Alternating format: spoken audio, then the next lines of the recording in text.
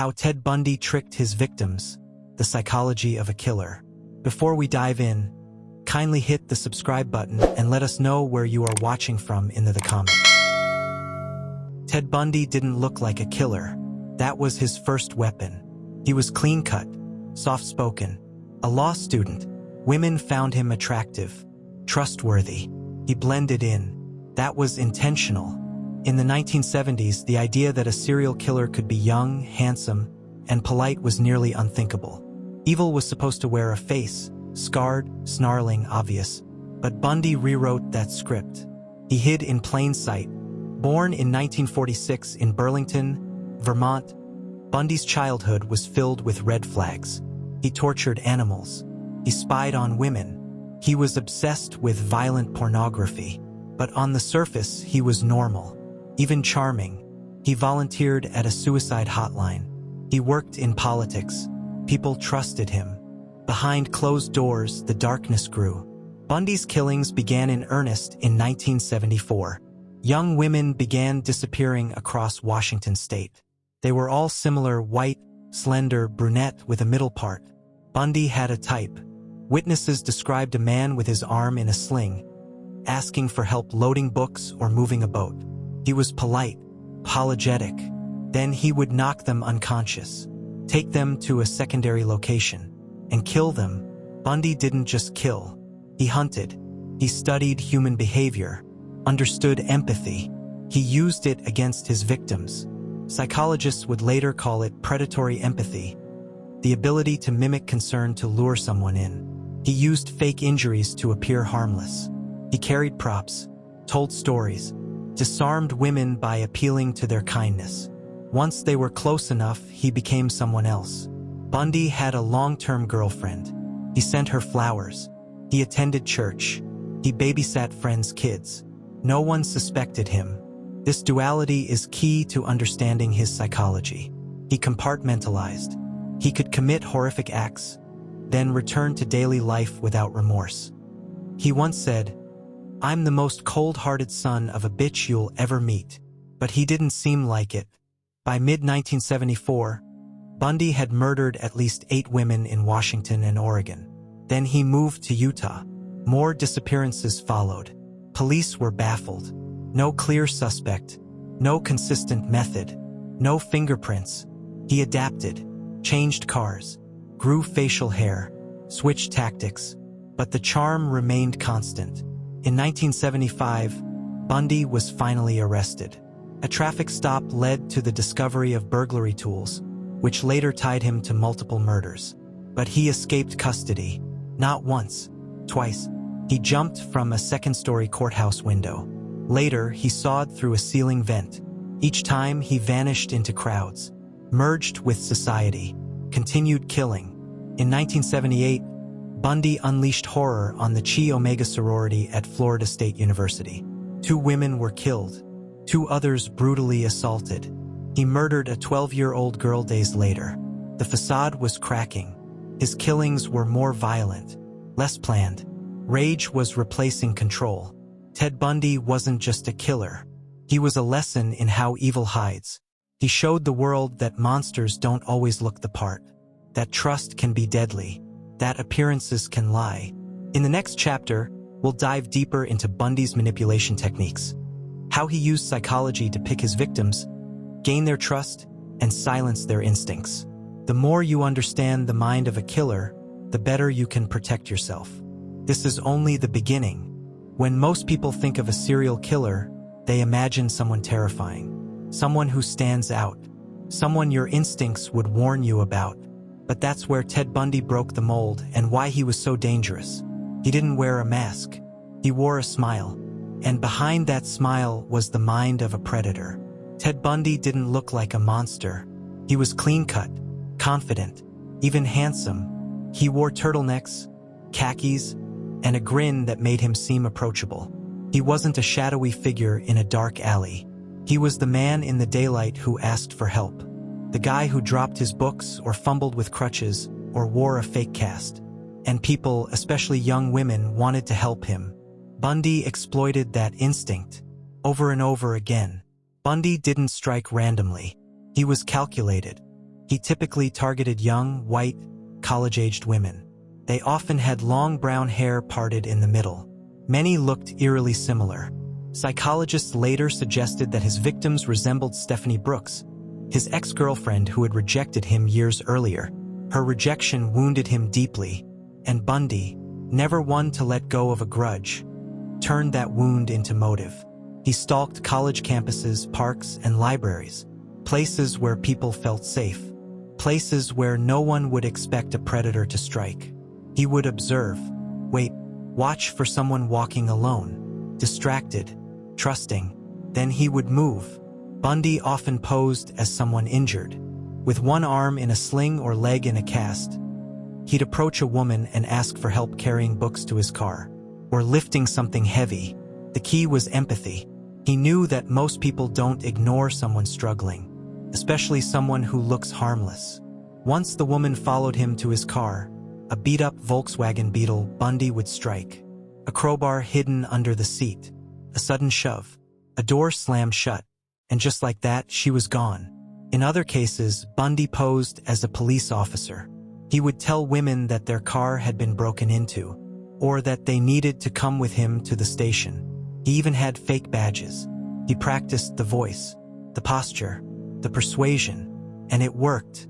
The moment they got into his car, their fate was sealed. Not all of Bundy's attempts succeeded. In 1974, Carol Duranch was approached by Bundy in a shopping mall. He claimed her car was being tampered with and flashed a fake badge. She got into his car. Moments later, she realized something was wrong. The doors had no handles on the inside. Then he attacked. But Carol fought. She scratched, kicked, screamed. Somehow she managed to escape. Her testimony later became key in building the case against him. Bundy understood something chilling. People fear the unknown, the strange, the outsider. But Ted Bundy wasn't a stranger. He was the guy next door, the law student, the volunteer at a suicide hotline, the political campaigner. He knew how to mimic safety, and it made him nearly invisible. Bundy studied human behavior. He knew how to manipulate emotion, especially fear, trust, and urgency. He often created scenarios that forced his victims to make split-second decisions. A hurt man needing help, a police officer with urgent news, a stranger who seemed just friendly enough. He knew they'd be caught off guard, that politeness would override instinct, and he used that moment of hesitation to strike. In today's world, we're warned constantly about stranger danger. But in the 1970s, that wasn't the case. People hitchhiked, left doors unlocked, trusted their neighbors. There wasn't the constant buzz of true crime podcasts, Dateline specials, or social media alerts. Ted Bundy thrived in that innocence. His victims didn't think they were walking into a trap. They thought they were helping someone, or following the rules. He shattered that trust. By the time law enforcement started piecing together the pattern, it was already too late for many. Multiple states, multiple aliases, multiple strategies. Bundy changed his method just enough to stay one step ahead. But his core tactic, charm, never wavered. He didn't need brute force to lure his victims. He needed only a smile. What's most terrifying is how consistent Bundy was. Smile, small talk, the cast or the crutch, the friendly demeanor, then the snap, the violence, the disappearance. It became a formula, one that worked, and he repeated it dozens of times.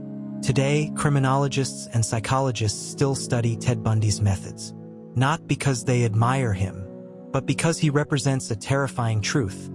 Predators don't always look like monsters. They can be charming, intelligent, polite, and that's why his story still resonates. Why we can't stop talking about him. Because understanding how Bundy tricked his victims isn't just about the past. It's about protecting the future. For more chilling true crime stories, don't forget to like, comment, and subscribe to the channel. By day, Ted Bundy smiled at coworkers, shook hands with politicians, and laughed with girlfriends.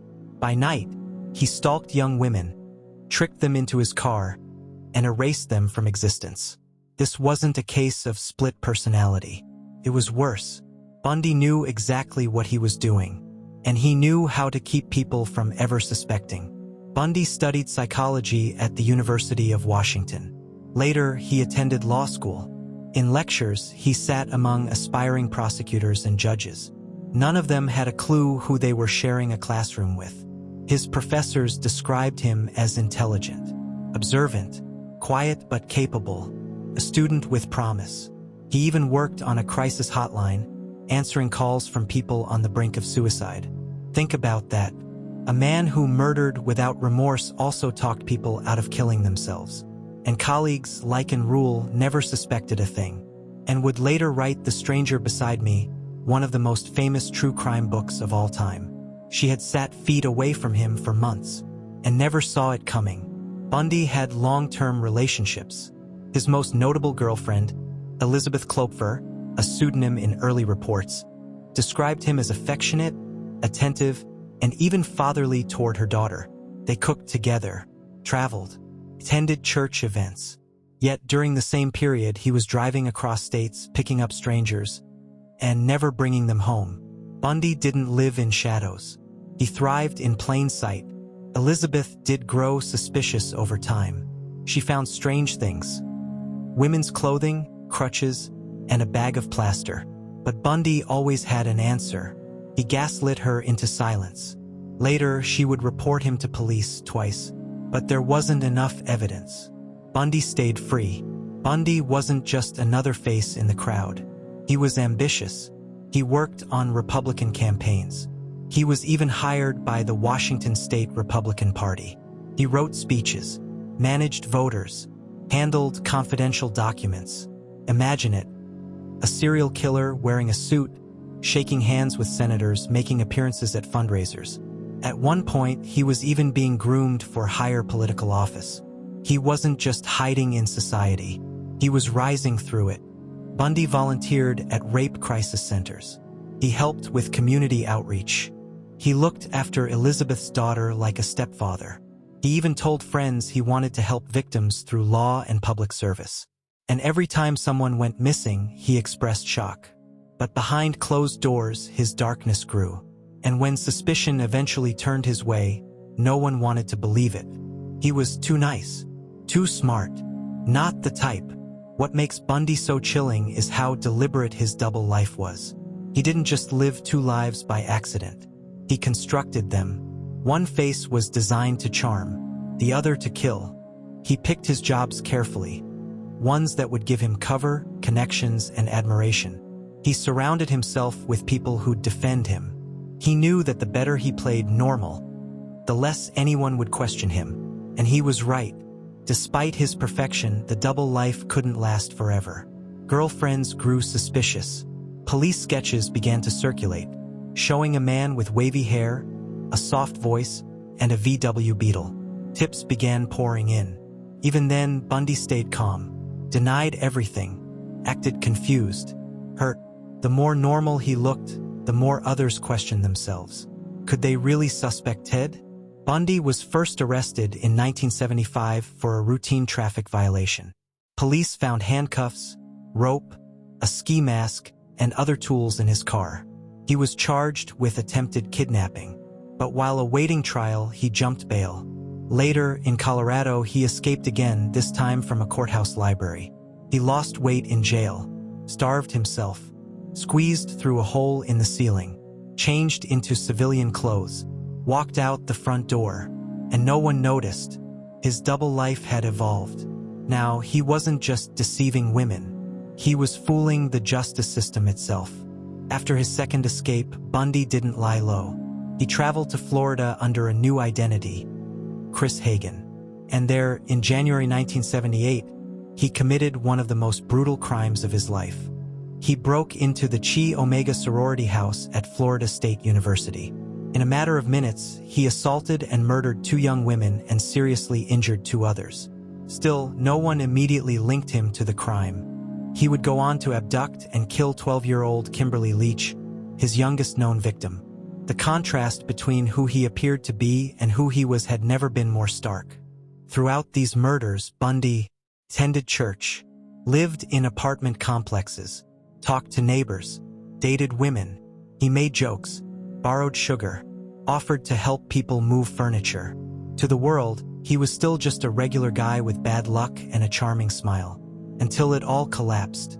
Bundy's reign ended when he was pulled over by Pensacola police in February 1978. He fought arrest, gave a fake name, but fingerprints confirmed his identity. This time, there was no escape. The double life had ended, but the damage was done. Dozens of lives lost, families destroyed, and a nation terrified by one question. How did no one see it? Ted Bundy taught the world something horrific. Serial killers aren't always monsters in the dark. Sometimes they wear ties, kiss babies, make coffee, read bedtime stories, and that's what made him lethal. He didn't need to hide in shadows. He hid behind a smile. The courtroom was packed. Reporters lined the aisles. Cameras rolled. But the man sitting at the defense table didn't look afraid. He smiled. He winked at the cameras. He flirted with reporters. Ted Bundy wasn't just on trial for murder. He was performing, and America was watching. In February 1978, after a nationwide manhunt, Bundy was finally captured in Florida. His fingerprints linked him to the Chi Omega sorority house murders and the abduction of 12-year-old Kimberly Leach. This time, there would be no escape. But Bundy wasn't done controlling the narrative. He fired his attorneys. He insisted on representing himself. Why? Because he wanted the spotlight. Most defendants shrink in the courtroom. Bundy thrived. He strutted, objected, cross-examined witnesses. He dressed sharply, combed his hair, and looked every bit the clean-cut law student. Some jurors forgot he was accused of beating women to death with a log, that he bit them, that he strangled a 12-year-old girl. They just saw a man in a suit speaking legal jargon. That was the danger. Bundy didn't care about justice. He cared about control. By representing himself, he had access to evidence. He saw crime scene photos of his own victims. He cross-examined detectives who found mutilated bodies. He smiled as they spoke. One reporter said it best. Ted Bundy wasn't defending himself. He was reliving his crimes, one detail at a time. He wasn't just a killer. He was a narcissist who needed the last word. Despite his theatrics, the evidence was overwhelming. Bite marks on Lisa Levy matched Bundy's teeth exactly. Witnesses placed him at the Chi Omega house. Bundy's stolen van contained fibers and hair from victims, and still he denied everything. He called the evidence circumstantial, said it was a setup, accused the system of bias, but the jury saw through it. On July 24, 1979, Ted Bundy was found guilty of murder. Twice, the death sentence followed. During his second trial for the murder of Kimberly Leach, Bundy pulled a stunt no one saw coming. While questioning former girlfriend Carol and Boone on the stand, he proposed marriage. She said yes. Because of an obscure Florida law, that courtroom exchange legally sealed the union. The media lost its mind. Bundy wasn't just manipulating the system. He was using it as theater. And Carol, who believed he was innocent, became his bride. She would later give birth to a daughter, Bundy's child. Even in chains, he controlled women's lives. America was obsessed. Newsstands were flooded with Bundy stories. TV specials broke down the courtroom drama. Female fans wrote him love letters, hundreds of them. Why? Because Bundy didn't fit the image of a killer. He looked normal, polished, educated. And that was the most dangerous part of his psychology. He made people doubt their instincts. Bundy refused to confess for years. But as his final execution date approached, he began talking. Slowly, strategically, he confessed to over 30 murders across 7 states. But many experts believe the real number was closer to 100. He provided details only the killer could know. Burial sites in remote forests, the clothes victims wore, how long they screamed. His calm voice as he recounted the horrors chilled even the most hardened detectives. It wasn't remorse. It was memory.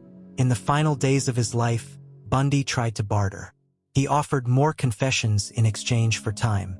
He wanted his execution postponed. Florida officials said no. They'd heard enough. Still, Bundy used every last moment for control, appealing, manipulating, blaming pornography, blaming childhood trauma. But no one was buying it anymore. On January 24, 1989, at 7:16 a.m., Ted Bundy was strapped to the electric chair in Florida State Prison. A crowd gathered outside the prison gates. They cheered. They held signs. Some even lit fireworks. Inside, Bundy looked pale and defeated. The charm was gone. When the switch was pulled, justice was delivered. But for many families, closure remained elusive. Bundy never gave them all the answers, and he never showed true remorse. Ted Bundy's trial wasn't just about guilt or innocence. It was about exposure. It revealed how a killer can walk among us unnoticed. It showed how charm can be a mask. And it forced America to confront an ugly truth. Evil doesn't always look like a monster. Sometimes it wears a suit. Sometimes it smiles. And sometimes it defends itself in court. The world knows his name. His face has been etched into the memory of true crime history. And decades after his execution, Ted Bundy continues to terrify, fascinate, and puzzle millions. But the final chapter of this story isn't just about his death. It's about the impact he left behind and why his legacy refuses to fade. On the morning of January 24, 1989, Ted Bundy sat in his cell at Florida State Prison. The man who once charmed an entire courtroom now looked hollow. His final appeals had been denied. The clock was ticking. He hadn't slept. He barely ate. The execution chamber awaited. Outside the prison, a crowd had gathered, not to mourn but to celebrate. They held signs that read, "Burn Bundy, burn. Toast Ted. Justice at last." Some brought fireworks. Others brought their children. It wasn't a vigil. It was a victory lap for justice. At 7:16 a.m., the switch was pulled. The electric current surged through his body. And in 60 seconds, Ted Bundy was dead. Even after his execution, one thing lingered. How many victims were there really? Bundy confessed to 30 murders. But investigators believe the real number was likely over 100. Many of the remains have never been found. Some families still wait decades later for closure. For a name, for bones, for something. But Bundy took those secrets to the grave. And he did it deliberately. He enjoyed holding the final piece of the puzzle. Bundy wasn't just a killer. He was a psychological anomaly. He didn't fit the mold. He was intelligent, articulate, socially competent. He didn't suffer from a diagnosable psychotic disorder. Instead, psychologists labeled him a high-functioning sociopath, someone who could fake emotions perfectly while feeling nothing inside. He mimicked empathy. He weaponized charm. He fed on attention. That's what still fascinates experts today. How can someone so outwardly normal commit acts so monstrous? Bundy's case forced law enforcement to modernize. In the 1970s, there were no centralized databases connecting murders across states. Bundy exploited this. Each jurisdiction had pieces of the puzzle, but no one put them together. After Bundy, that changed. The FBI's behavioral science unit grew in importance. Interstate databases for missing persons and violent offenders were expanded. Criminal profiling became a serious tool, not just theory. In a strange way, Bundy helped law enforcement get better at catching people like him. From books and documentaries to podcasts and Netflix films, Ted Bundy has become a grim fixture in pop culture. Why? Because he represents our worst fear, evil hiding in plain sight. He wasn't a shadowy figure lurking in the dark. He was the guy next door, the coworker, the student. That idea that someone so ordinary could be so deadly chills us to our core. And it's why filmmakers, writers, and journalists keep returning to him. Every generation asks, how could this happen? And every generation needs to be reminded. For decades, the story has centered on Ted Bundy. But in recent years, there's been a cultural shift. Now, we remember the victims. Georgianne Hawkins, 18. Linda Healy, 21. Melissa Smith, 17. Kimberly Leach, 12. They were daughters, sisters, students, friends. Bundy stole their futures, their voices, their names. Telling their stories is how we reclaim the narrative. They were more than just victims of Ted Bundy. They were people. Bundy's story is not just history. It's a cautionary tale. He showed us predators can look normal. Trust can be a weapon. Evil can be intelligent, polite, and even charming. Today, with social media and dating apps, we are more vulnerable than ever to manipulation. Bundy's tactics, deception, flattery, false vulnerability, are still used by predators online. That's why his story matters. It's not just about the past. It's about being aware now. Ted Bundy's life ended in a prison chair, but the impact of his crimes still pulses through society. He changed how law enforcement operates. He shaped how we view serial killers. He forced America to confront what evil really looks like. And he taught us one haunting lesson. Monsters don't always look like monsters. Sometimes they smile. Sometimes they ask for help. Sometimes they're the last person you'd ever suspect. For more chilling true crime stories, don't forget to like, comment, and subscribe to the channel.